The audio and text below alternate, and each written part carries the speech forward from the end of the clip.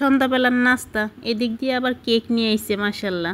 ছেলে পছন্দ কইরা জুতা নিয়ে আইছে, দেখতে কিন্তু ভালোই হয়েছে, খারাপ না। চিকেন ফ্রাই ভাজা শেষ, খাওয়া শুরু করলাম। হ্যালো এভরিওয়ান, আসসালামু আলাইকুম। কি অবস্থা সবার, কেমন আছেন সবাই? আশা করি সবাই ভালো আছেন। মিতাইপা লাইফস্টাইল থেকে নতুন একটা ব্লগ ভিডিও নিয়ে চলে আসলাম। তো আজকে সন্ধ্যাবেলা হঠাৎ তো ছোট ভাই আইসা পড়ছে বাসার মধ্যে। ছোট ভাই যে আইলো, একটা ফোনও দিল না। তো সন্ধ্যাবেলা নাস্তা হিসাবে কি বানানো যায়, ফ্রিজে ছিল একটুখানি মুরগি, তো এর ভিতরে ছোট ছেলেও শুরু করছে যে উনি নাকি চিকেন ফ্রাই খাইবো। আর কি করার, এই যে মুরগিগুলা নামাই নিলাম। পায়ের সাথে বৈশা গল্প করতে করতে এই যে আমার মুরগিটা একেবারে ফ্রিজ থেকে নামাইছিলাম, যে বরফ আছিল ওইটা খুললা গেছে। আর মশলা ছিল না, এর জন্য আমি একটুখানি মশলা আবার ফাটার মধ্যে বাইটটা নিছিলাম। আর ঘরে যা যা উপকরণ ছিল তাই সবকিছু একটু একটু করে দিয়ে দিছিলাম। অনেক আপুরা আবার বলবো যে আপু এইখানে তো মশলা হয়েছে না, আরো একটু মশলা দেওয়ার দরকার ছিল। তো আপুরা আমার ঘরে যেই মশলা ছিল না ওইগুলোর মধ্যে আমি একটু একটু করে দিয়ে দিছিলাম। আর এই দিক দিয়ে এই যে আটাটার মধ্যে কর্নফ্লাওয়ার দিয়ে দিছিলাম, তাও দেখাইতে মনে নাই। ক্যামেরা মনে করেন ভিডিও করতে গেলে সবকিছুই ভুলা যায়। দিয়ে কিন্তু চিকেন ফ্রাই ভাজা হয়ে গেছে, কালারটা মাশাআল্লাহ অনেক সুন্দর হয়েছে। তো এইগুলা নামাইয়া আগে ভাইরেরা দিমো, তারপর মনে করেন এই যে পরবর্তী এইটা কিন্তু দ্বিতীয়বার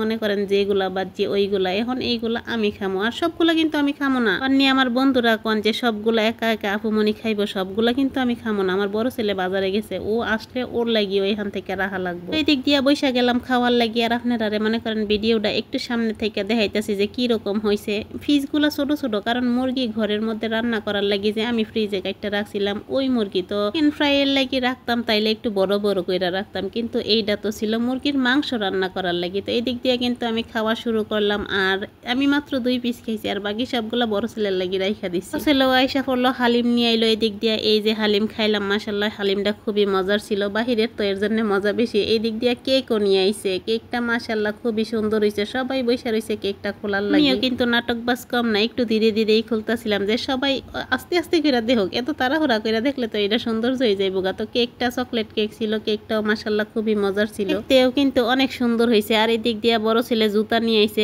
আমি বাজারে গেছিলাম, গিয়ে সেটা 2 জোড় জুতা আনছি, কিন্তু 1 জোড় জুতাও বড় ছেলের পায়ে লাগে না। মাশাল্লাহ পাও যে এত বড় হয়েছে, জুতা এখন বানায় আনা লাগবো। তো নিজে নিজে গিয়ে পরবর্তীতে জুতা আনছি। আর এদিক দিয়ে আমার বড় ছেলেরা কইলাম যে ভিডিওর দিকে একটু তাকা, ওনার রিয়াকশন, ওনার এই রিয়াকশন দেখে আমি আরো হাসতে হাসতে শেষ হয়ে যাইতেছি। তো বড় ছেলে দেখাইতেছে যে জুতা দেহ তুমি, এইগুলো আমার আগেও একবার আইনা দিছিল, আমি আবার এইগুলাই আনছি। আমি কি ভালো হয়েছে, যাও আনছো। এখন কেকটা খোলা যাক, সবাই ওয়েট করতেছে কেকটা কাটার লাগি। তো আমি ধরলাম, আর বড় ছেলে এই দিক দিয়ে খুলতেছে। খোলা শেষ, এবার কাটার ফালা, চলেন এবার কাটা যাক। কিরকম মনে করেন সুন্দর করে আমার ছোট ছেলেই কাটবো। উনি বলতেছে আমি কাটমো আমি কাটমো। তো ছোট ছেলে কাটুক, আর আমরা এখানে সবাই দর্শক বৈশা রয়েছি, ওনার কাটা দেখতেছি।